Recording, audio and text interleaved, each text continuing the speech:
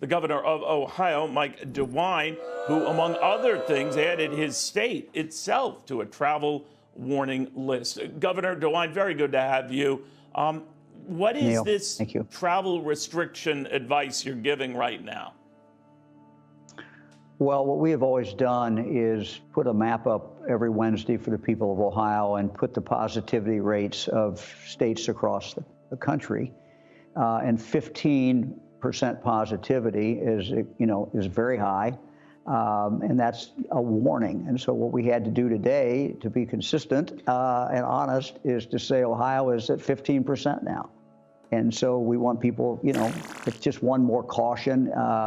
It's always been just a light that goes on. He says, hey, if you're going to this state, be careful because they've got a very high spread of the infection. Well, now we have a very high spread of the infection. Ooh. We have to tell our own citizens that. It doesn't go down well. It doesn't even go down well with members of your own party, Governor, several of whom have gathered to try to impeach you, saying you're going too far with these orders. What's going on?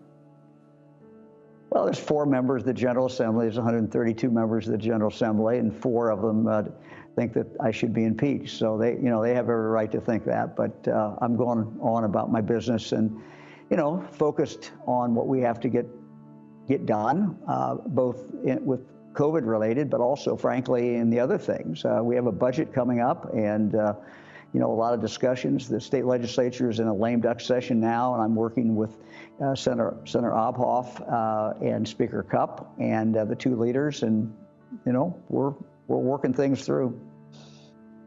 All of this occurs in a fractious political environment, as I'm sure you're aware, Governor. Well, you had said not too long ago that the president was certainly well within his right to get the count right and make sure it was right. That as you saw things back last time we chatted, it looked like Joe Biden was going to emerge as the President of the United States on January 20th of next year. Do you still subscribe to that? Yeah, both. Look, I just listened to your account. I think it's great anytime, and no one should be fearful of the President of the United States or anyone going into court and putting forth evidence.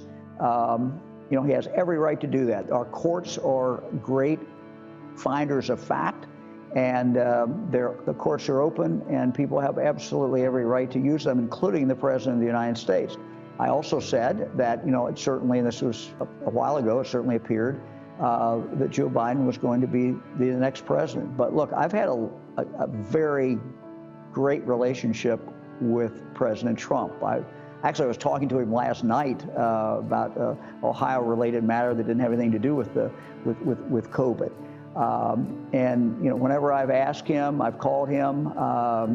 He has been there, done everything that he could to help us through this virus. I think that the good news, when I talked to the people of Ohio, we did a press conference today, and we talked about what's the good news. Well, the good news is this vaccine is coming. And well, did the conversation ever veer into Governor?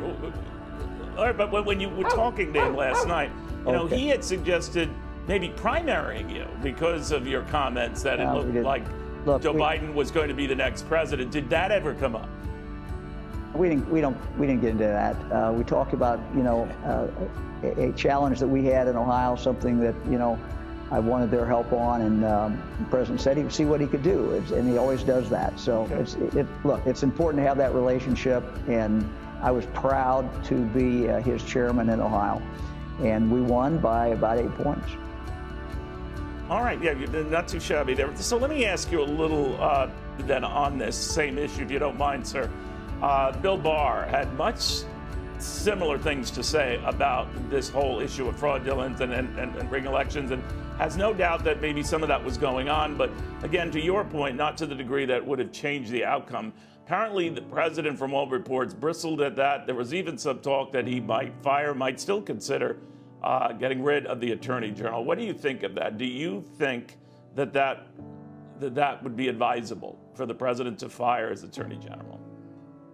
Well, I remember something President Bush once said when I was in front of him, and he had a member of his staff that was doing something and talking about something, and someone else member of Congress. I don't know. He just, the president said, you need to stay in your lane. So my lane is to focus on Ohio and to focus on this virus. And, I don't know the facts that you're recounting. And frankly, I've been focused the last few days on the getting the vaccine. And what I was about to say a minute ago was that, this is a major accomplishment of the Trump administration.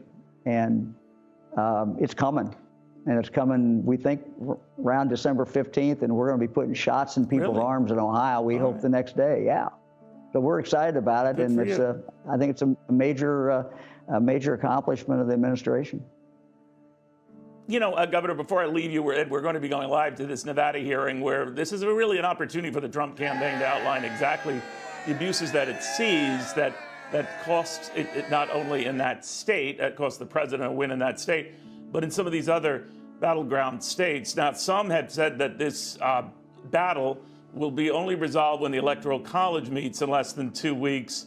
The president has indicated that if that's the point at which Joe Biden wins, whatever his grievances, he will accept that. But others aren't so sure. Do you think that when the Electoral College gathers and confirms and certifies that Joe Biden has won, that it's over, that the president should be gracious, that he should attend the inauguration? What?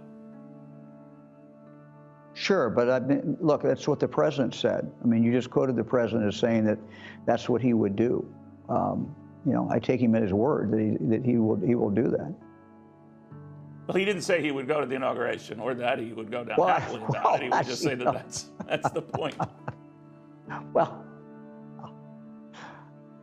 look, we have a great tradition. We have a great tradition in this country for 200 years, and people accept the result. The president has every right to go into court, but ultimately, when the result is there, the loser always accepts it, and we move on. Doesn't mean we like it, but it's accepted because that's part of who we are. That's what makes us different than a lot of places on earth. All right, fair enough. Governor DeWine.